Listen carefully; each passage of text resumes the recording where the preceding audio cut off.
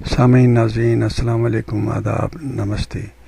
Infection control society کے SAID.NET channel سے doctor حسن نواب آپ سے مخاطب ہے۔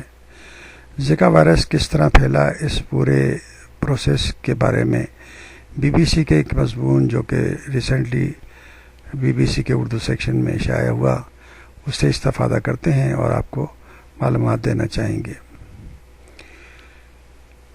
ایک سال پہلے برازیل کی شمالی ریاست باہیا میں طبی کارکنوں کو کچھ ایسے مریض ملے جن کے جسم پر سرخ نشانات تھے۔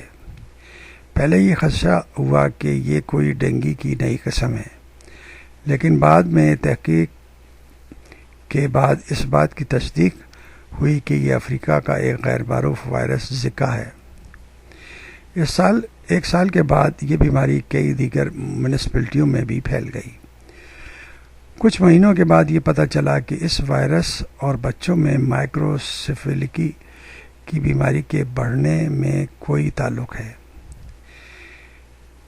پیر کو عالمی ادارہ صحت نے اعلان کیا کہ براعظم امریکہ میں پھیلا ہوا زکا وائرس اور مائکروسیفیلی میں اضافہ ایک بین الاقوامی ایمرجنسی ہے۔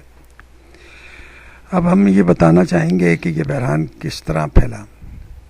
مئی 2015 میں بیماری سے سرخ نشان ظاہر ہونے کا پتہ چلا۔ ستمبر 2015 میں مریض 0 اپنے صحت مند جڑواں بھائی کے ساتھ دیکھا گیا۔ نومبر 2015 پرنامبکو میں ہنگامی حالت کا اعلان کیا گیا۔ نومبر 12 2015 میں لوگوں کو کہا گیا کہ حاملہ نہ ہوں، یعنی پریگنسی نہیں ہونی چاہیے۔ نومبر 18 2015 میں زکا کی تصدیق اور مائکروسیفیلی کا اہم مفروضہ سامنے آیا۔ نومبر 21 2015 میں وبا پھیل گئی اور ڈلما نے ٹاسک فورس کا اعلان کیا۔ نومبر 25 2015 میں پولینیشیا میں زکا اور مائکروسیفیلی پہ تحقیق شروع ہوئی۔ نومبر 28 2015 میں حکومت نے زکا اور مائکروسیفیلی میں تعلق کی تصدیق کر دی۔ جنوری 12 2016 میں امریکہ نے زکا کے پہلے کیس کی تصدیق کی۔ جنوری 20 2016 کولمبیا نے جوڑوں سے کہا کہ وہ حمل سے پرہیز کریں۔